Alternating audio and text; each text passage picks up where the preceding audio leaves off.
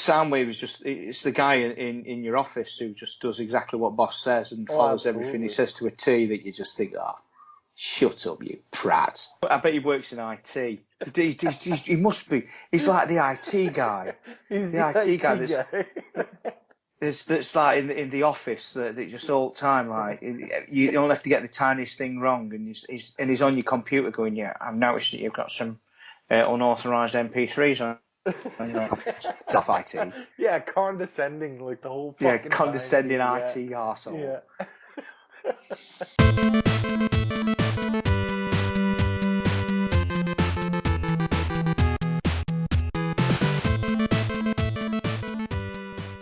Welcome everyone to the very first episode of WTF, Watching Transformers. My name is Chocho. I'm joined by my good friend, Hot Rodney Prime. And I remember having this on VHS when I was a kid. Did you have VHS player, Joe? Yeah, I had a VHS player. Yeah, I wasn't the Betamax guy. But you had a Laserdisc though, didn't you? I did have a Laserdisc as well. Yeah, it's hot. You were the snobby kid that we all used to hate at school. You know that, don't you? Yeah, absolutely, man. Those big discs, man. I laugh every time I see a picture of those things, man. I can't believe they worked out. But they didn't really work out, though. To be honest, no. Let's not beat about the bush. They were pretty crap. Like, we had a rental store down the street from us where we could rent movies and shit. And I just can't believe I live in an average sized city in Canada. I can't believe they even distributed that here. It just seems like an absolute mess. But it was high quality, even though our TV in the living room, I think, was 21 inches. We used to have a guy who used to come around houses in a van with VHS cassettes in the back, and he used to come round and he used to play like an ice cream van tune. Really? He used to go out and rent videos off this guy, and then for a couple of quid, and then he'd come round next week and you gave him back. Really weird, really fucking weird.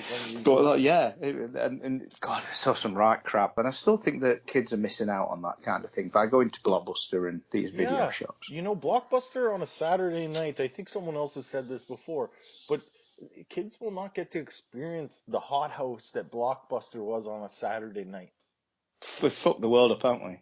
Yeah, we've made it too easy to just sit on your ass and not get out there. You know? I blame Michael Bay. That's going in the video. We do have to cover the intro music. Yes. So the intro music, very iconic, great little animations.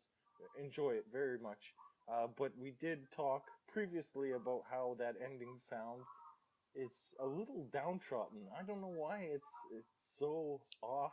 I think I compared it to having sex with Pamela Anderson and then finding out she has hepatitis, I think, last time. Yes, that was the line. That was a good line. I like that line. You're going to do that one again? Closer to Christmas now. We're getting even closer to Christmas. Let's compare it to Christmas. The sound is like the sound that you would have in your head if you just finished opening your Christmas presents and then your dad tells you he backed over your dog in the driveway. Failed as a parent.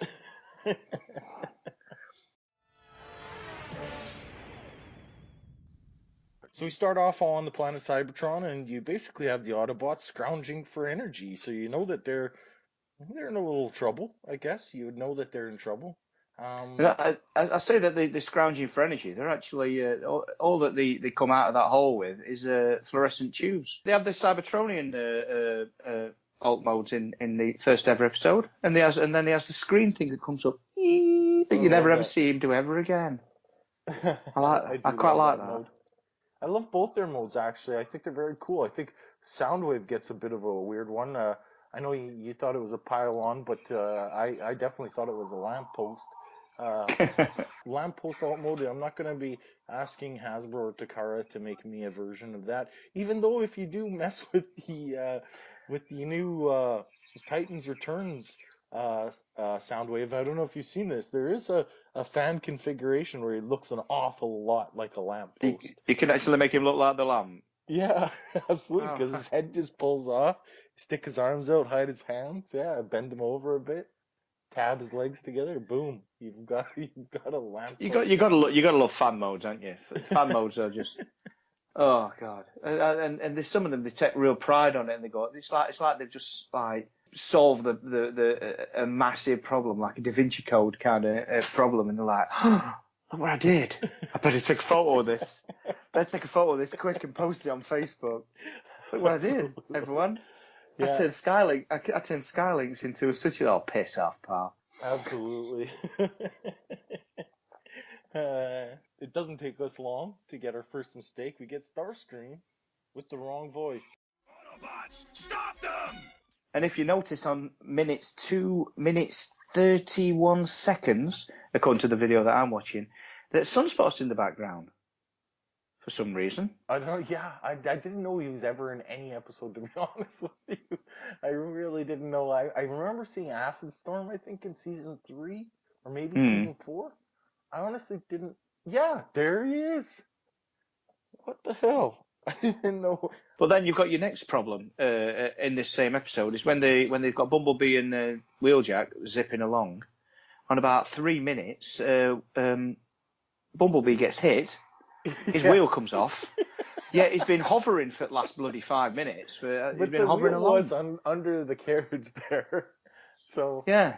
So he's got wheels hidden under there for some reason, even though he don't need them. And then, like you said, he complains about his axle. Yeah. He's got an axle when he hovers about. Yeah, what do you need an axle for? Man, we're finding more and more problems when we watch this.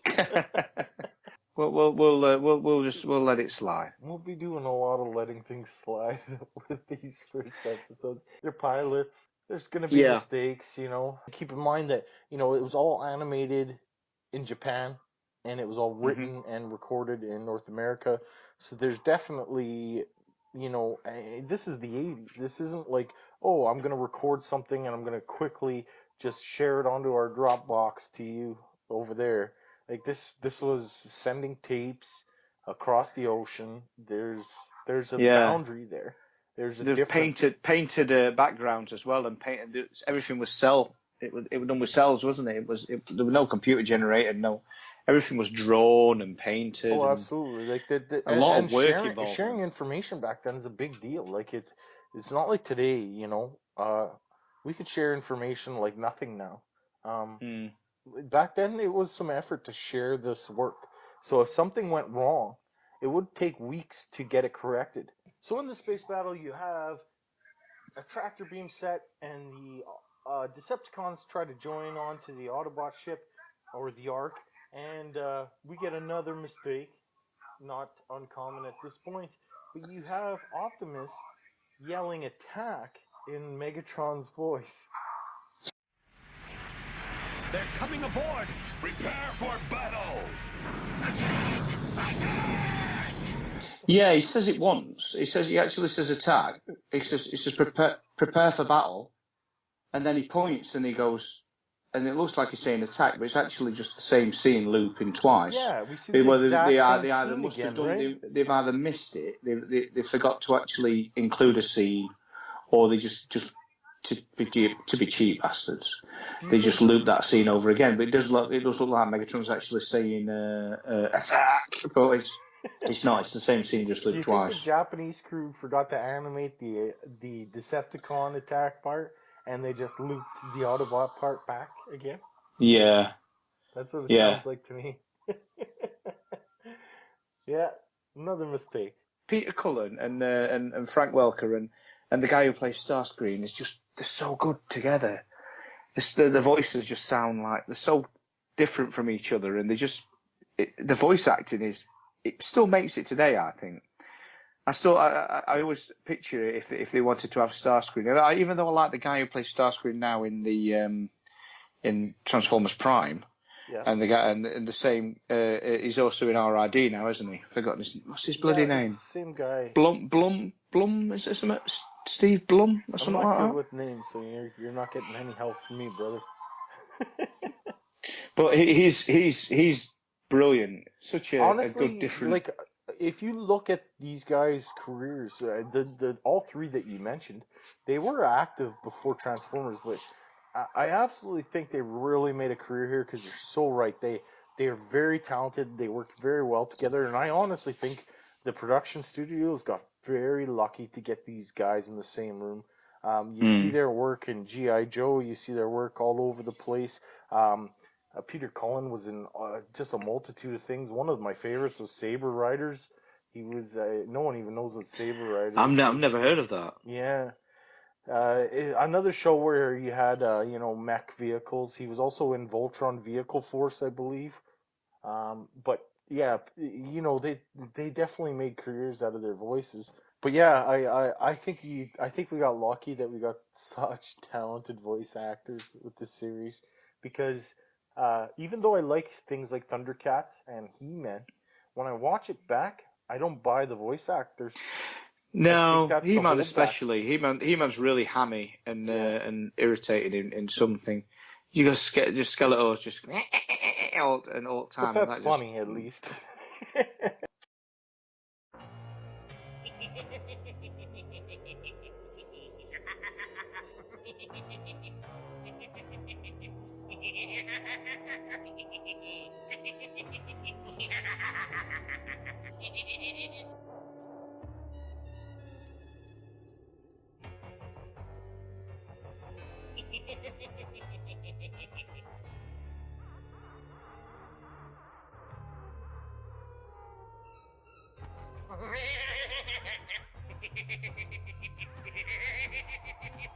We had a lengthy bitch about the next part here. Skywarp gets revived, right? Yeah. And he revives Megatron and all of the Decepticons, and they decide not to finish off the Autobots. What is the purpose behind this? We've talked about this. We never came to a conclusion. I believe you tempered my anger towards this situation. But what about why wouldn't they have destroyed the whole arc at that point? I don't think there's going to be a proper explanation behind this. I don't think we're actually going to come to any conclusion of why they didn't just turn around and destroy them all while they were in whatever kind of stasis that they were. The fact that this thing's been sat there for 2 million years, sticking out of a volcano next to a city that's right next, that's in visual distance, and nobody ever spotted a spaceship sticking out of there. In a country like America, where they're obsessed with aliens and conspiracies and UFOs and that kind of shit, nobody ever once said, "What's that?" I think it would probably been better if two of them had fallen into it, an Autobot and a Decepticon. Then if they'd have started fighting each other, then like the battle, it's like symbolism, isn't it? Oh, the battle is never ending. They've been fighting each other all this time. 2 million years later, they both get revived. They both wake up. They both start fighting again. Yeah. So while they're doing that, they can different Transformers can be thrown in there, and yeah, that maybe would have been absolutely great battle. I love that. That's great. Great metaphor for the whole series is just the second they wake up, they're battling again. Right? Because that's essentially what happens. That's the whole point of this never-ending war between Autobots and Decepticons. Yeah, two fall in. Skywarp and I don't know who could hold his own with Skywarp. Ironhide. Ironhide, yeah, that'd have been better. And they both fall in. They start battling. Yeah, man, they should just reboot the whole series. We get our first instance of Starscream being a bit of an idiot. He's a big part of the series. I love his character throughout the series. I've mentioned this before, but he has a lot of character development in this show alone in wanting to overthrow Megatron. But in saying that, he also shows he's not the smartest guy in the camp. He decides to throw some blasts on the rocks, in thinking that he's going to bury the Autobots, but he unfortunately knocks over Optimus. Optimus then gets revived and follows suit to revive all the Autobots, so Starscream is shown as a screw-up. Maybe Starscream's actually the hero of the whole thing, and we're not looking at this correctly. Maybe Starscream is the good guy. He's always been the good guy, and we've never really accepted it that way. For one, he's always against Megatron. the fact that he's always against Megatron, surely we should be on his side, and that's what makes him a bit more. He has a bit more depth than all the rest of. Look at all the rest of the Seekers. Who gives a shit about Skywalker? That's an Bloody interesting look Thundercracker. at it. But are all the bad things that he's supposedly done? Has he ever done anything really bad towards Autobots? He even threw Megatron out of a space shuttle when he thought he was dead.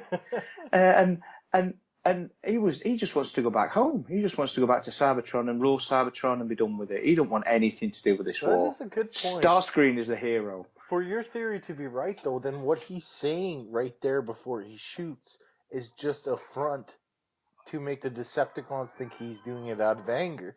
But really, he's shaking shit up and hoping that he makes something else happen.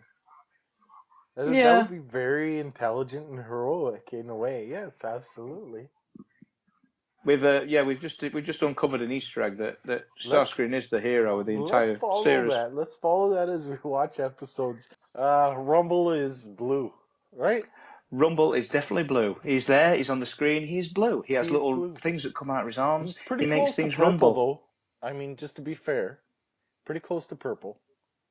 Close to purple, but still blue. Rumble is blue. Sure, certainly not fucking red. No. And only a fucking idiot would say that Rumble is definitely red. Optimus sends out Hound and Cliffjumper to find the Decepticons. Meanwhile, Starscream and the Decepticons are trying to build a new space station, I guess. It's like a spaceship.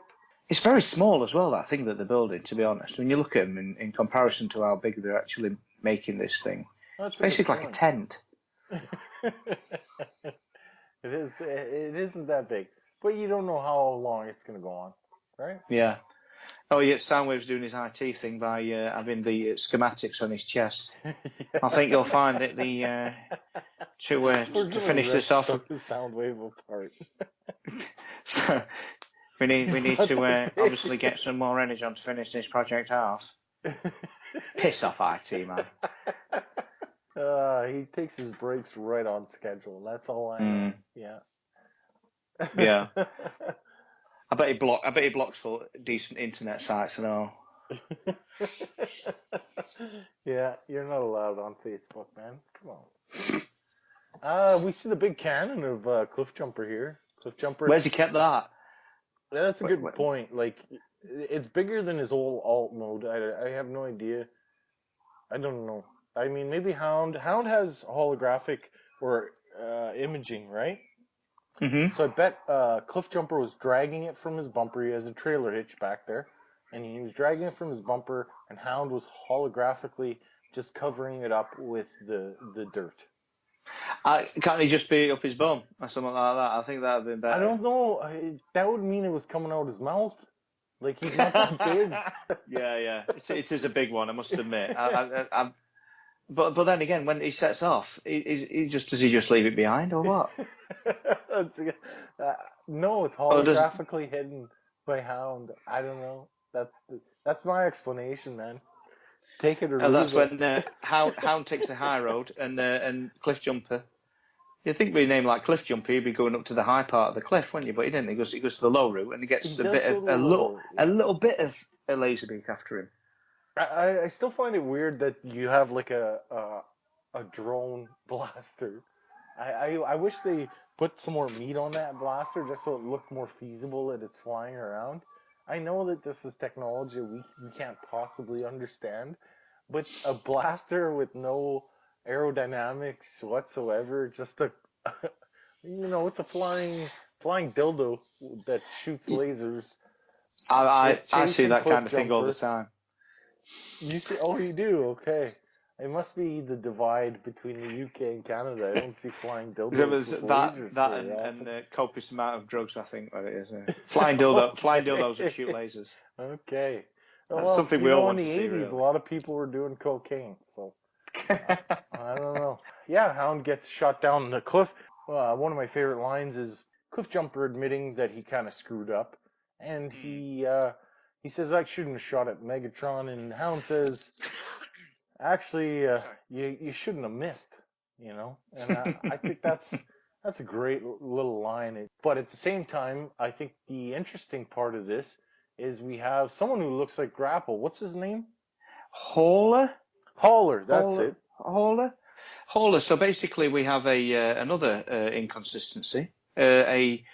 Another miscoloured Transformer that has eventually ended up as a proper Transformer. Technically, But they call him I think Grapple. there's still a question mark on this one though. Is did they make Hauler green because Yes, they did. Because I mean, it should be Grapple. he should be Grapple. So I don't know if they screwed up on what they called him, or if they changed the color of him so that he wasn't the same color as Grapple. Because Hall is like it's like a Devi colour, isn't it? It's like a Devastator green, which is peculiar. Because when you look at it, you think, what's that? I've never seen a green construction vehicle in my whole life. Just so you know, I mean, not to throw another fuck into Transformers, but I've never seen a green construction vehicle in my whole life. It still works though, the green and purple. It looks great. It does look great. This is the scene where I feel is useless. You have Ravage jump out, and he basically just terrorizes some humans. I still don't understand the point of it. I think something else could have been done. It was basically just another way to show off one of Soundwave's minions, in my opinion. Yeah, I think you're right. I think that because they've got Soundwave and he's already introduced Laserbeak and he's already introduced Rumble. Yeah. Then did you know he's got one more trick up his sleeve? Yeah. There we go. And then they fire off the little Ravage, and you think, oh yeah, that's clever. Because the more kids are going to see these things actually come with these extra like robots inside them or with them, it's going to make it more appealing. Absolutely. So yeah, it's that was the whole point of it. It was just toy placement, because that whole scene doesn't do anything. It's just inserted to show another Transformer. There's no point. The roll call is like the money shot for all the. That's the one thing that you wanted to see when you were a kid, is all the different Transformers all just transforming. Yeah. Because that's what you wanted to see at the end of the day, and the fact that he does say it, and you could have watched it over and over and over again. You could have watched it forever as well, no matter how many. Because Prowl and he transforms, Cliff Jumper, Trailbreaker he transforms, and they all do it. Oh, they all look beautiful as well when they do it. It's probably in my opinion the best scene in the whole episode. I really think so. I would totally agree, but if I was especially if I was watching it at the time, I would completely agree. But now that I'm watching it back, the one qualm I have with the whole scene is that when they say the names, they're not always looking at the right bot. Now, all the bots that they mention are in the scene, but at one point they say Mirage and Wheeljack is on screen. And I know that they eventually get to Mirage, but I think that the voice acting didn't match up with the animation. Yeah, the Decepticons are now attacking the oil rig, and they are getting crowbars, wrenches, nuts and bolts, all kinds of shit thrown at them. Loads and loads of crowbars and wrenches hanging about, just so they can throw them. So the scene's coming up when all the Autobots fly in, because Autobots can fly. Yes, a pilot. And he transforms. He transforms into his gun. He is an Earth-style gun. Yes. Right? But he transforms down to the size so Starscream can hold him. So he doesn't actually transform down to the size of a gun that a human being could hold. No. So what's the point? You put me in a corner, my friend, Hot Rodney. I cannot answer that question. And I also said that, I remember thinking, what's the point of transforming into a human-looking device where if mass shifting did happen, let's say he was a bunch of panels that somehow formed a larger thing when he was in robot mode, but those panels nicely folded up and became his alt mode. No human could withstand the weight of that damn gun, even if it was human sized. Then it's not human sized. Because you can't alter atomic mass. No. Or something. So if something is that big to begin with, no matter if its molecules are spread out there, if it transformed down to the size of something that a human could pick up, then that would mean that when it was in its big form, it was like the consistency of a really, really light metallic material, so wind would blow him away. Yeah, It'd be like absolutely. paper. And you know, it goes across the board. Like every time I see someone put blaster on their shoulder, it's like he would crush you. That would rip right through your shoulder, through the anus, and rip you right in half. Blaster through the anus. Nobody wants that. We get a very nice Megatron line. They did get their Energon cube, so right now the Decepticons are succeeding, and I really like this. We're not getting Megatron retreat yells yet. There's going to be an on-screen retreat counter, but we are fortunate enough not to see that today, which is great. But you do have Megatron saying, what does he say? Hope this keeps you warm. He says something about Here's something to keep you warm. here's something to keep you warm. Here's something to keep you warm. That's what he says. He's so cool And then in this first episode for sure. Here's something to keep you warm.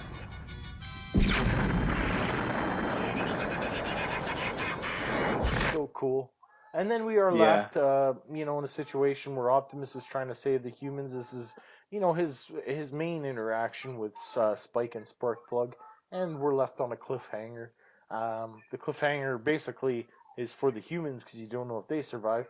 We definitely know that Optimus survives because they show us clips from the next episode, which Optimus is involved in. And then we have the closing credits.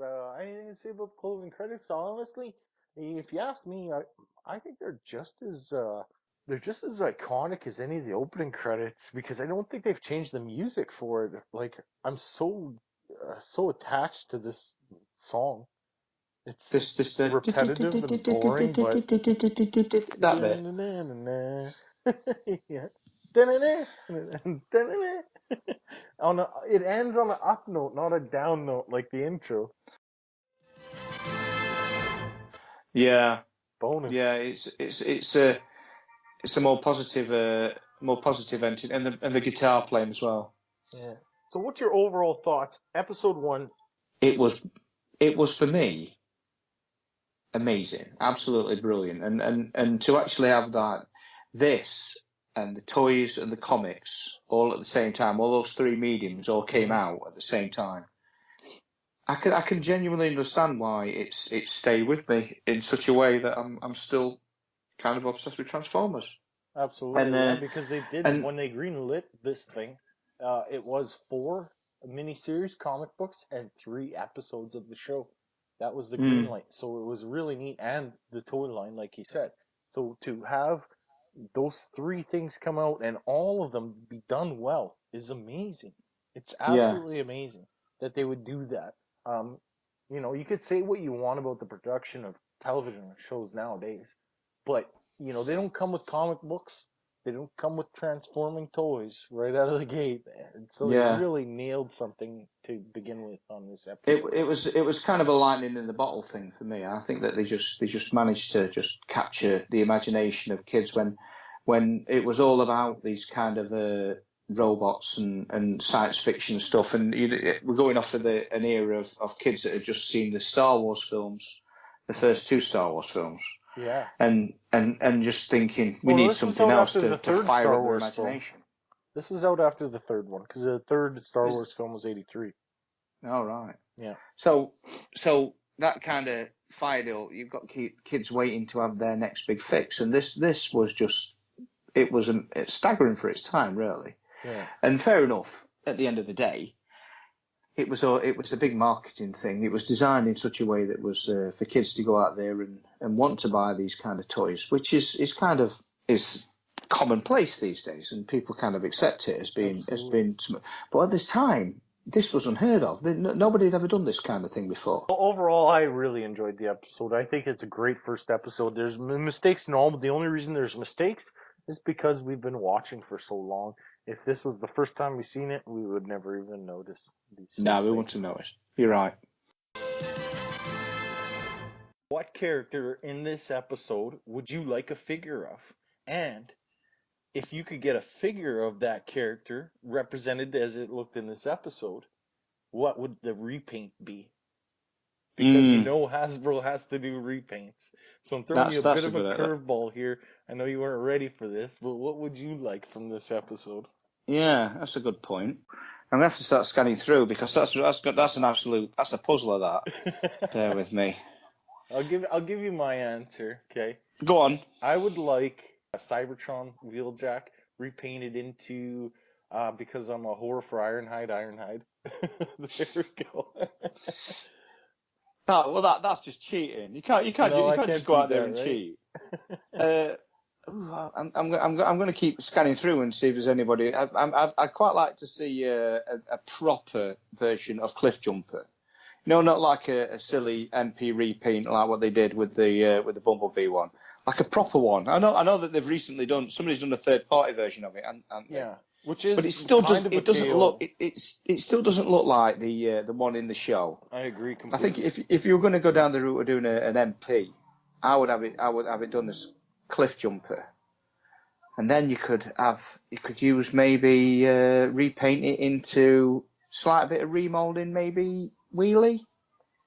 You could do it, maybe not. I think Yeah, you could I do a think slight we remold all and make a deserve Wind Charger out of a Cliff Jumper. a few of all the mini bots, a few more MP mini bots, because we kind of haven't really got much at the moment, have we? We've just got Bumblebee, and that's about it, really.